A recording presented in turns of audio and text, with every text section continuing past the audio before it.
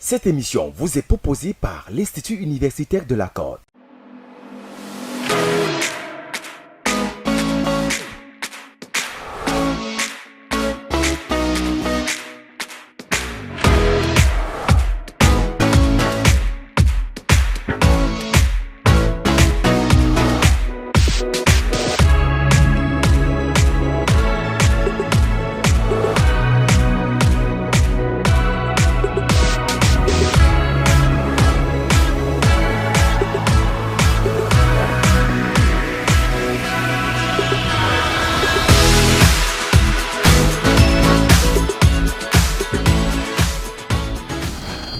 Chers élèves, candidats au probatoire série D.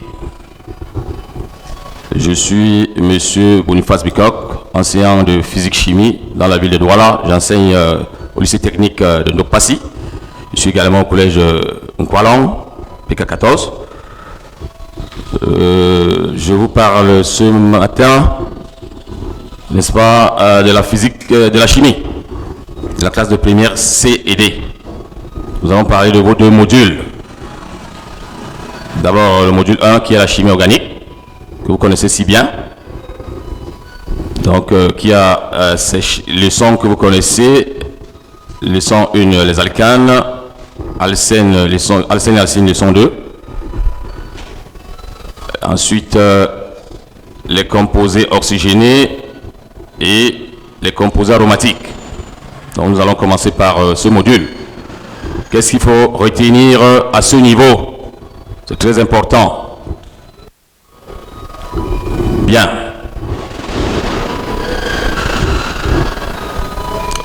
Au niveau des alcanes, il faut bien savoir que les alcanes, ce qui les caractérise, ce sont des molécules saturées qui ont pour formule générale CnH2n plus 2 avec le Na, n'est-ce pas, appartenant ici à grande N étoile. Bien.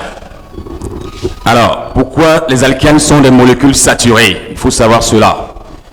Parce qu'au niveau des alcanes, quand nous prenons par exemple le plus simple des alcanes, c'est-à-dire le méthane, qui a pour formule brute CH4, n'est-ce pas, formule développée, telle que nous voyons là.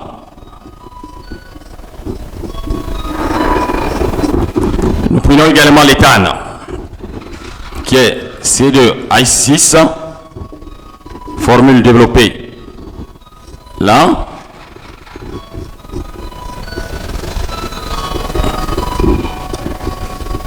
Nous constatons que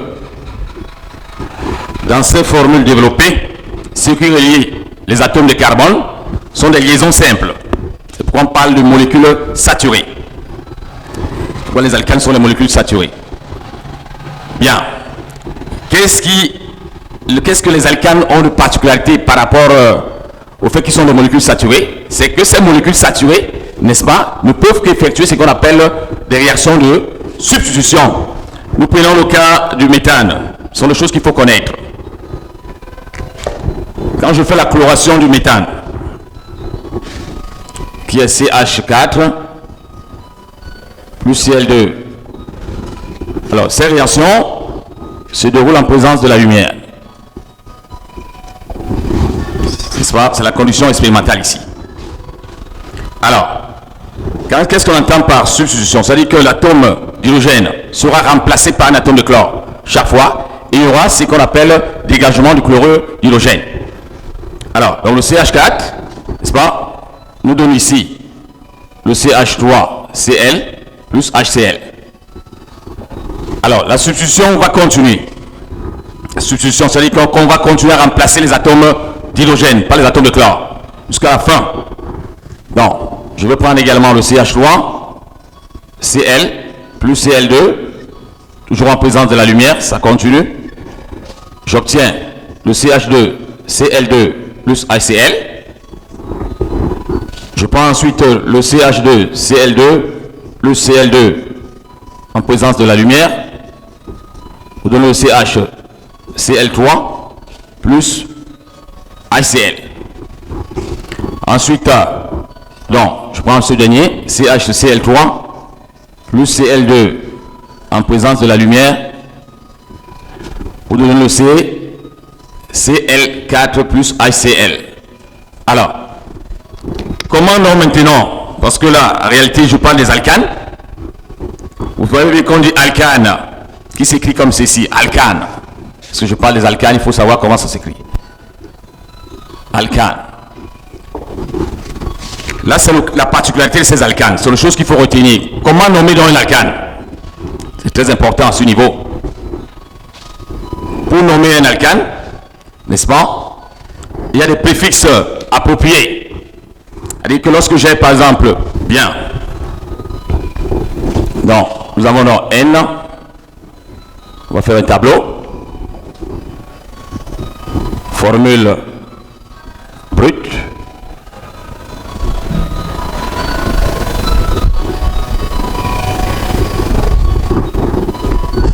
ça va les noms, nom du composé. Donc, si j'ai dit que N appartenait à N étoile, c'est-à-dire que je prends N égale à 1, ça va faire donc CH4, le nom c'est le méthane,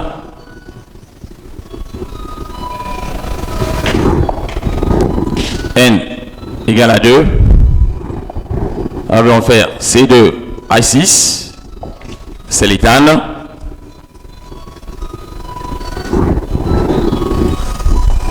j'ai N égale à 3, ça va faire C3H8, c'est le propane,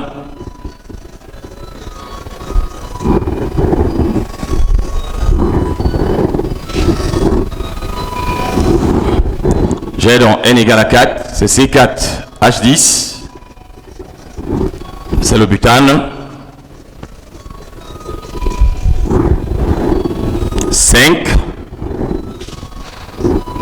C5H12, pentane,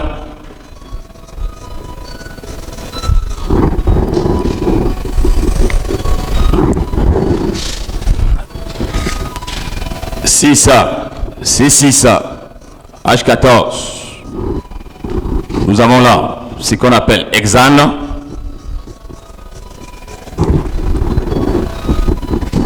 On va continuer jusqu'à 10. Et après, on va passer au niveau des alcanes à chaîne ramifiée. Donc, je vais prendre 7. Ça correspond ici à C7, H16. Ça nous donne droit ici à l'heptane. L'heptane. Nous sommes à 8. Ça fait C8. H18. Octane.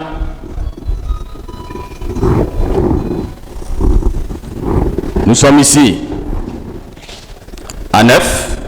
Ça nous fait C9. N'est-ce pas? H20. Nonane.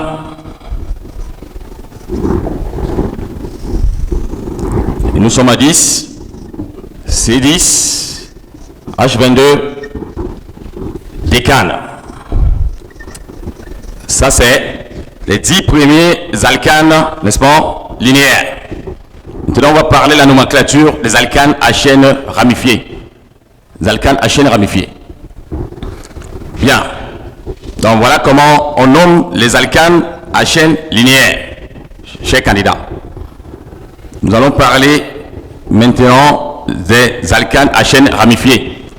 Et avant de parler des alcanes à chaîne ramifiée, on va vous parler du substituant qui est le groupe alkyle.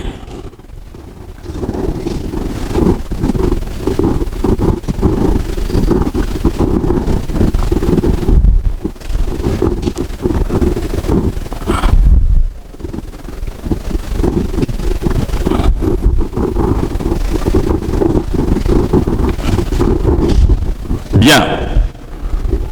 Déjà le mot chaîne ramifiée. Pourquoi on dit chaîne ramifiée? C'est très important. Il y a une chaîne. Tout à l'heure, quand je prends par exemple le cas du butane, le butane, que nous avons vu tout à l'heure, qui est C4H10, linéairement c'est CH3, CH2, CH2, CH3. Là, c'est le butane. Maintenant, sa chaîne est bien linéaire telle que nous voyons là. Là, je prends un autre composé. CH3, CH, CH3, CH3. Nous observons ici bien que les deux chaînes, ces deux composés, ont bien la même formule brute. Quand vous comptez là, 1, 2, 3, 4. 1, 2, 3, 4. Mais seulement les composés, n'est-ce pas, ne sont pas disposés de la même façon. Il y a un problème de juxtaposition ici. Ici, la chaîne est linéaire, donc ça ne prend pas de chaîne ramifiée. Comment on va nommer donc les composés qui ont cette chaîne-là? C'est très important. C'est ça qu'il faut suivre maintenant. Bon, les substitutions. Alors, et ces substitutions appartiennent à ce qu'on appelle, n'est-ce pas, le groupe des alkyles. Le groupe des alkyles. Le groupe des alkyles. Pardon. Le groupe des alkyles.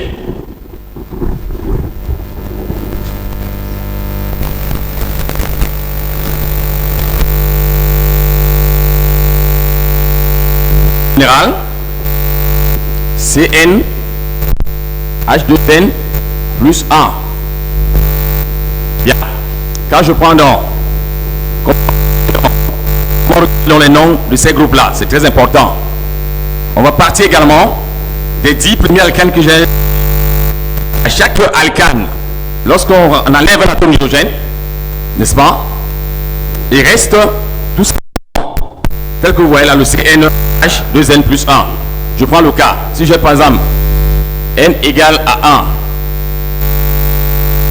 correspond ici, n'est-ce pas, au CH3. Alors que dans le cas, n'est-ce pas, on avait bien le CH4. Donc, comment nommer dans ces groupes alkyles? On a le mot ane par I. Le méthyle. Le méthyle. Bien. Dans N égale à 2, dans la même rubrique, nous aurons donc bien C2, I5. Ça correspond à ce qu'on appelle l'éthyle. Bien. Et si vous avez N égale à 3, ça qui revient régulièrement, on fait donc C3, H7. Là, c'est le propyle. Le propyle. Bien. Donc, ce sont des groupes qui se retrouvent toujours à ramification dans les chaînes carboniques. C'est ce qu'on appelle une chaîne ramifiée. Donc, comment nommer donc les chaînes ramifiées? Alors, on compte la chaîne carbonique la plus longue. Des exemples appropriés sont bien situés.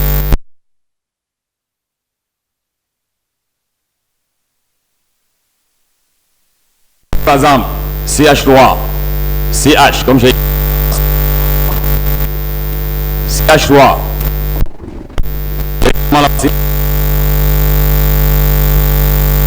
CH, CH3, C2, I5,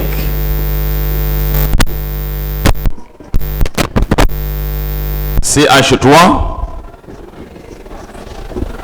CH3,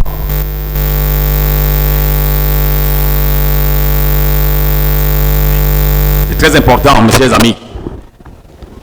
La première des choses, c'est de compter la chaîne carbonée la plus longue, succession d'atomes de carbone. La chaîne carbone la plus longue n'est pas une chaîne qui est seulement linéaire. Il faut faire très attention.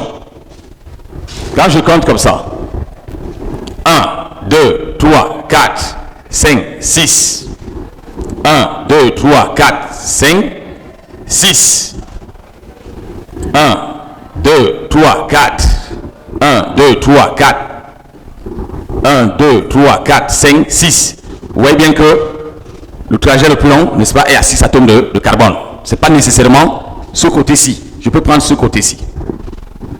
Moi, je vais donc choisir mon côté. Ce n'est pas parce que c'est linéaire qu'il faut choisir.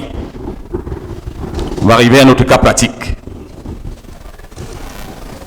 veux prendre ceci. Bien. Lorsque j'ai donc cadré la chaîne carbonée la plus longue, je numérote les atomes de carbone dans les deux sens. Dans les deux sens.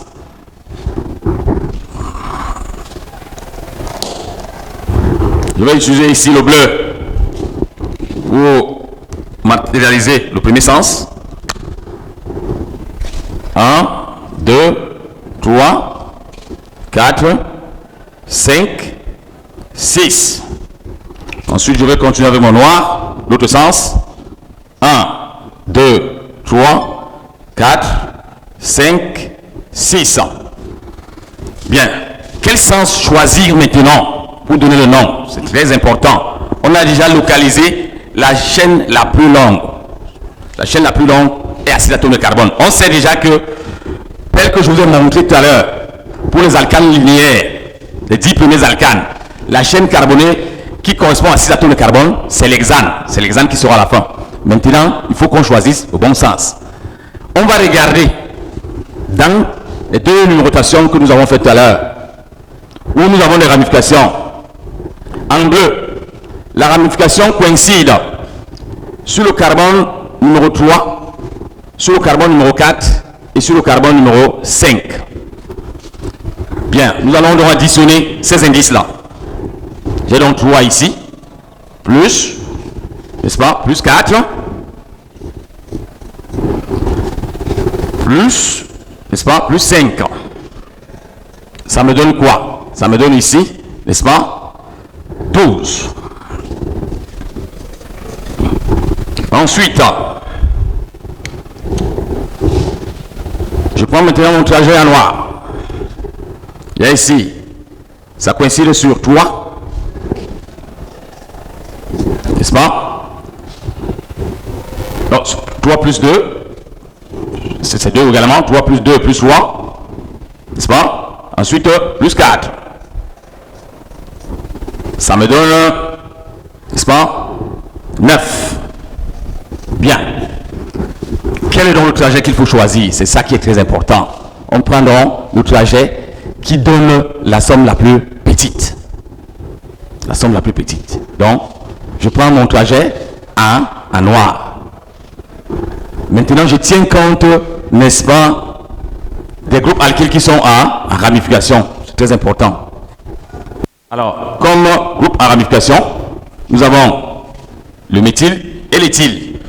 Le méthyle revient 2 fois. Le méthyle, éthyle. Maintenant, comment donc nommer? C'est très important à ce niveau-là. Bien, je commence, n'est-ce pas, à suivre l'ordre alphabétique. L'éthyle vient avant le méthyle. Je tiens compte de l'indice. Donc, j'ai ici l'éthyle qui est en position 3, le méthyle qui est en position 2 et en position 4. Donc, je vais donc écrire ici, comme nom, 3 éthyle, virgule, 2, virgule, 4, puisque le méthyle revient 2 fois, donc c'est 2, ça fait 10, diméthyle,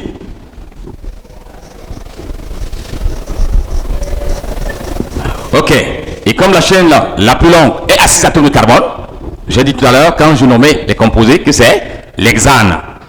Donc, 3 éthyle, 2, 4, diméthyle, hexane.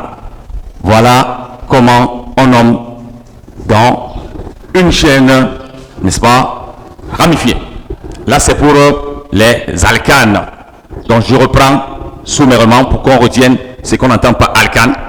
Alcane, n'est-ce pas? Les alcanes sont des molécules saturées qui sont caractérisées par la formule générale CnH2n plus 2, N appartenant à N étoile. Les alcanes, comme c'est une chaîne saturée, sont des chaînes saturées, n'est-ce pas, sont capables d'effectuer uniquement les réactions de substitution. Bien. Maintenant, on va passer à ce qu'on entend par alcène et alcyne. Très important.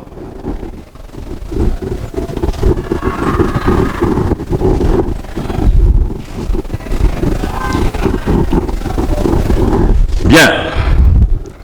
Que ce soit alcène ou alcyne, alcène,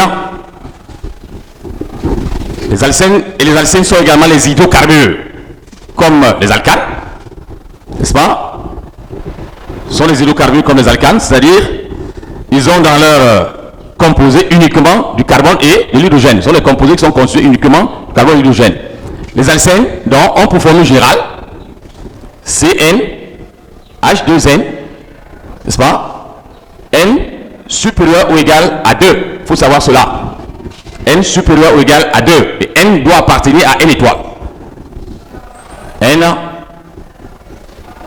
également N étoile. N doit être supérieur ou égal à 2. Il n'y a pas des alcènes à un atome de carbone, ça n'existe pas. Bien, les alcynes.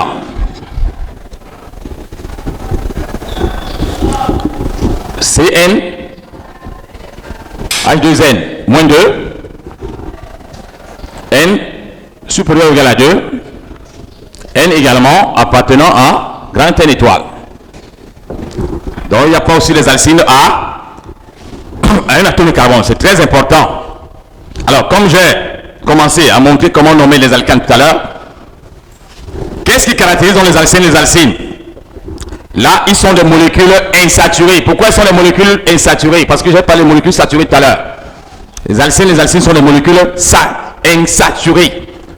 Pourquoi molécules insaturées? Parce qu'on pourrait me demander ça plusieurs fois, on ne comprend pas. J'ai expliqué que les alcanes étaient les molécules saturées parce qu'ils ont, n'est-ce pas, des liaisons simples, n'est-ce pas, entre eux, les atomes de carbone. Par contre, ici, je vais prendre des cas pratiques. Comme le tout premier alcène que nous connaissons, l'éthylène, qui a pour formule C2H4, formule brute semi-développée CH2, double liaison CH2, les alcynes C2H2, le tout premier composé qu'on appelle l'acétylène, qui est l'éthine, CH, triple liaison CH.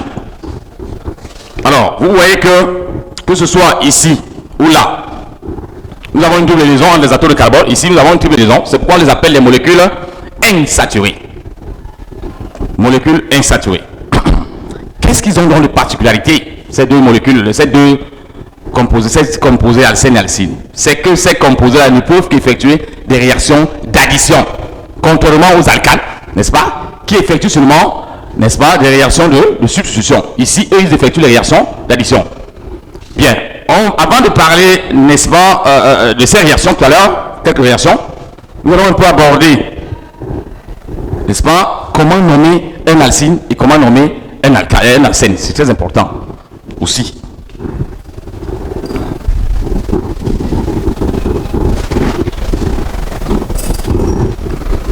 Bien, tout à l'heure, lorsque nous avons vu la nomenclature sur les alcanes, nous avons vu les 10 premiers. Pour nommer donc un alcène, on se sert du nom de l'alcane correspondant. Suivez très bien. On se sert du nom de l'alcane correspondant. Mais le problème, c'est que ici, la terminaison an sera remplacée par n. Il faut faire très attention. Maintenant, il y a une autre particularité. Quand nous sommes par exemple ici, à n égale à 2, comme je dis, n égale à 2, ça correspond à ce que nous avons le côté éthane, n'est-ce pas? Maintenant ici, ça va devenir simplement éthène. Pour les alcènes, éthène. Là ça marche. Là ça marche. Maintenant quand nous sommes à n égale à 3, ça devient un autre problème.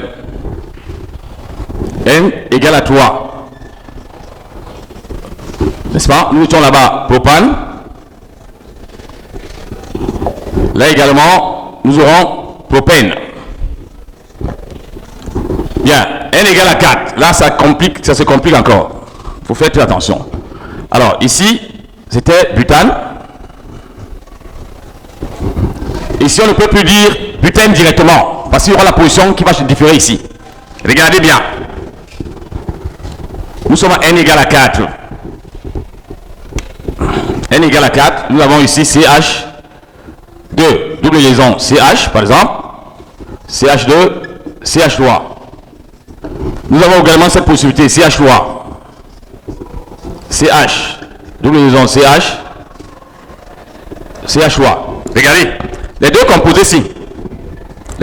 ici, n'est-ce pas, sont caractérisés, n'est-ce pas, ont la même formule brute, qui est bien C4, n'est-ce pas?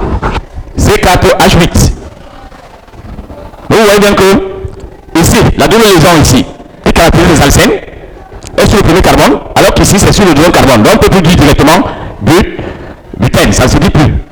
Là maintenant il faut tenir compte de la position de la double liaison. Donc c'est cet indice-là qu'il faut préciser avant de donner le nom.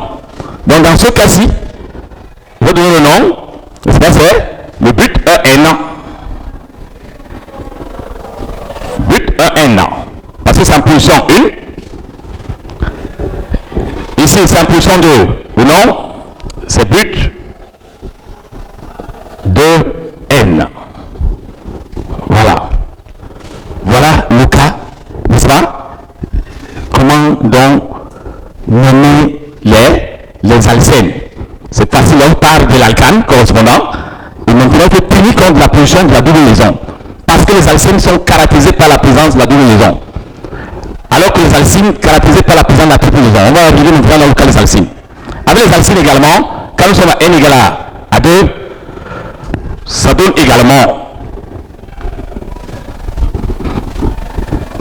n égale à 2, on va bien dire éthine, c'est facile à dire, éthine, n égale à 3, c'est facile, propine. Maintenant n égale à 4, ça se complique. Il faut faire attention. Là, nous rentrons là. Nous avons deux possibilités ici. Alors, je mets d'abord la triple liaison ici.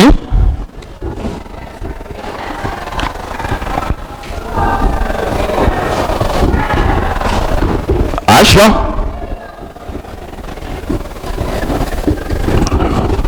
Là également, CH3, triple liaison, CH3. Bien, vous voyez bien que ces deux composés appartiennent maintenant à n égale à 4. n égale à 4, n'est-ce pas? Ça correspond bien à C4H6. C4H6. Mais la disposition n'est pas la même ici. Donc là c'est sur le premier atome de carbone, là c'est sur le deuxième atome de carbone. Donc là également, il faut donner le nom simplement, tenant compte de la position de la triple liaison. On va dire ici, but, n'est-ce pas? Comme ça, position 1, but in.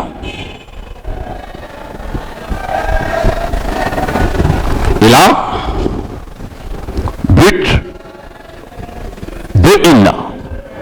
Donc, les alcynes, pour les nommer, on utilise le terme in.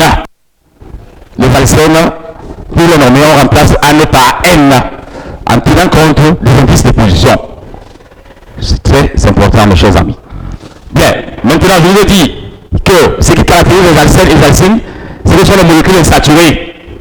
Parce qu'ils ont une particularité, ils peuvent effectuer les réactions d'addition. Je vais prendre un cas pratique. Le plus simple, les alcènes que vous connaissez, n'est-ce pas? Éthylène et acétylène.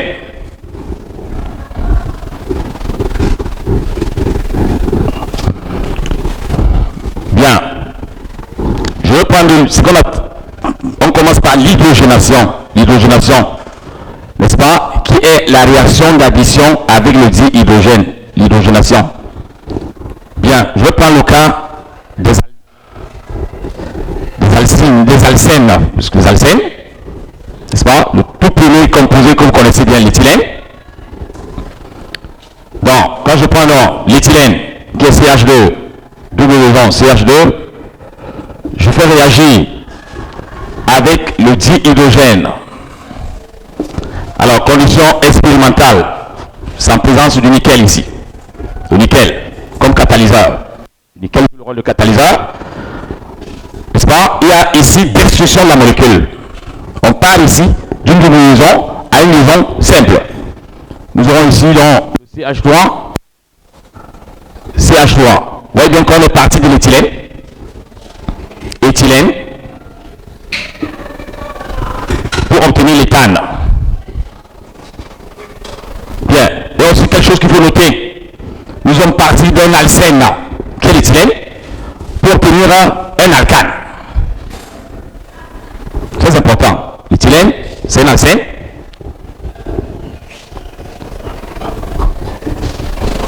Et là, c'est un alcane. Bien. Ok. Je prends maintenant le cas de l'acétylène. L'acétylène, ici, qui est CH triple liaison CH.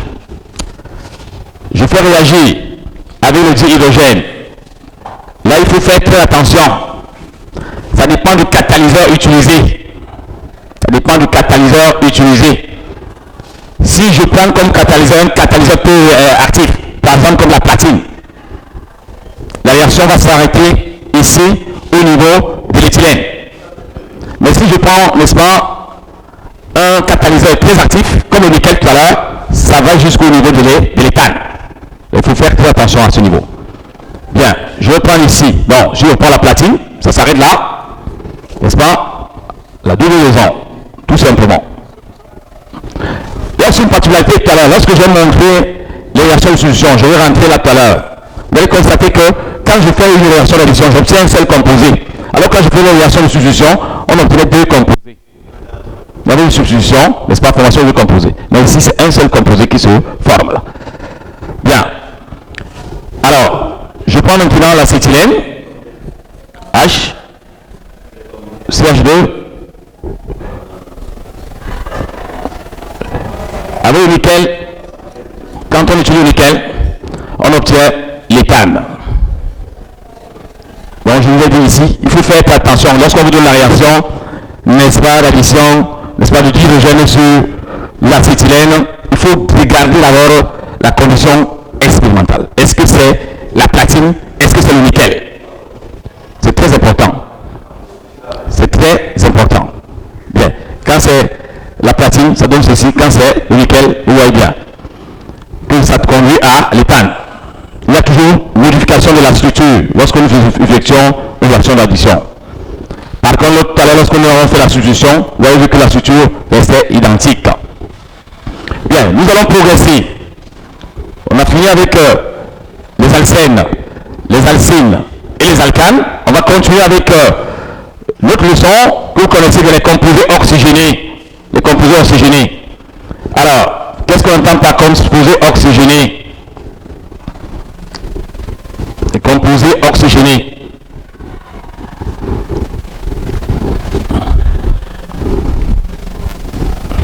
Bien.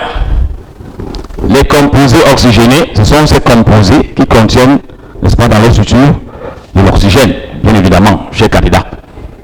Bien. Nous allons partir d'une réaction que vous connaissez depuis le cours. 10 minutes. Allez-y. 10 minutes. Pourquoi 10 minutes? Pourquoi 10 minutes? 1 minute. Allez-y. Ok. Bien. Composé oxygéné.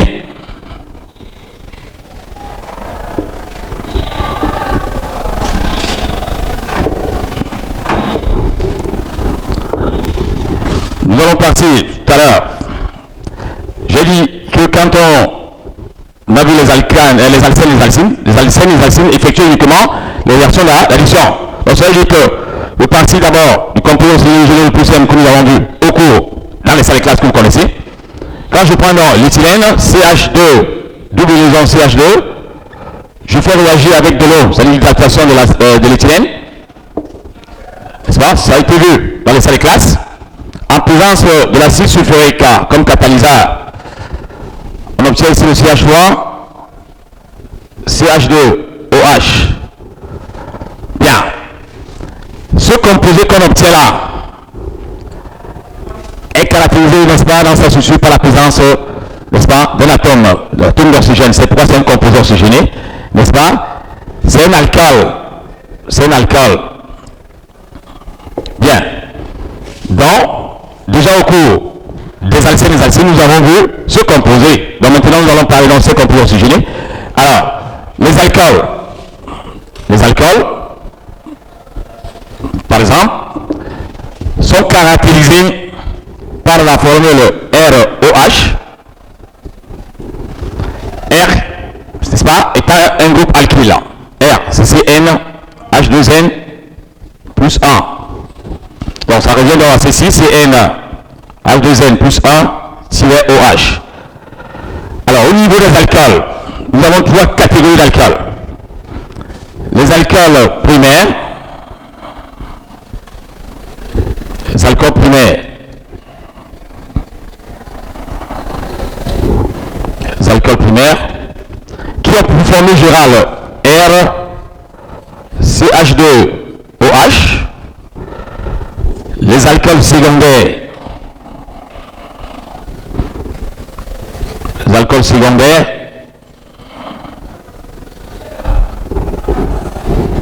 formule générale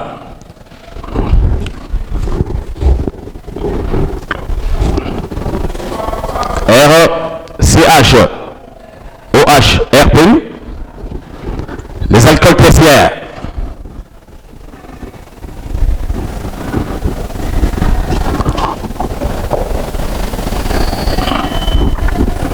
formule générale RCOH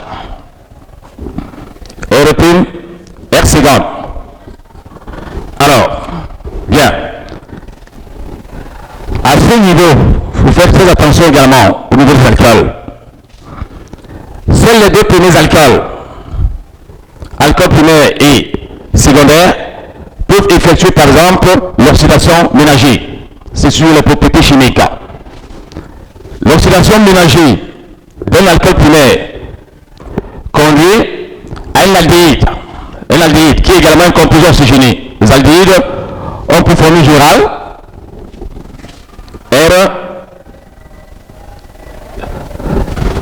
CHOH, comme vous voyez là. Les aldéhydes.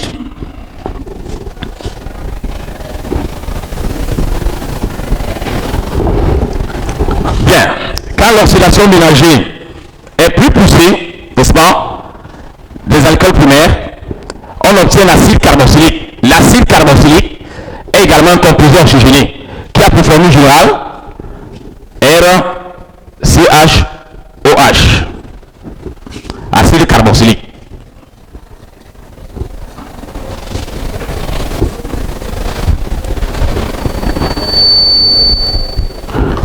Bien, ça c'est pour les alcools primaires. Ce sont eux qui effectuent cette oxydation ménagère pour donner les autres composés oxygénés qui sont aldéhyde et acide carboxylique. Par contre maintenant, l'alcool secondaire, en effectuant, n'est-ce pas, l'oxydation ménagère, ne donne qu'une cétane, qui est également un composé oxygéné, qui a pour formule générale RCOR', cétane. Voilà des composés oxygénés à votre programme. Donc vous avez comme composé oxygéné alcool, aldéhyde, cétane, acide carboxylique. Pourquoi les alcools primaires n'effectuent pas une réaction, n'est-ce pas, une oxydation ménagère? Il faut savoir aussi cela. Les alcools tertiaires, pourquoi ils n'effectuent pas? Parce que, n'est-ce pas, vous voyez bien que dans leur structure, sur ce carbone-ci, ils n'ont pas l'atome d'hydrogène. À cause de l'absence de l'atome d'hydrogène. Il faut savoir cela, cher candidat. Bien, voilà donc, n'est-ce pas, ce qu'il faut savoir sur les composés oxygénés. Bien. Maintenant, toujours dans votre programme, vous connaissez bien les composés aromatiques. Qu'est-ce qui caractérise les composés aromatiques? Dans le prototype, n'est-ce pas, c'est le benzène qui est à votre programme. Les composés aromatiques qui sont représentés par le benzène. Le benzène qui a pour formule de C6H6, formule développée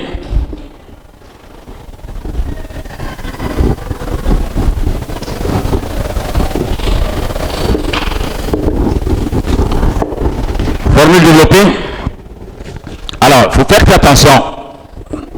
Il y en a qui font souvent semblant. Vous voyez bien que quand je fais le cycle, je mets la présence d'un noyau.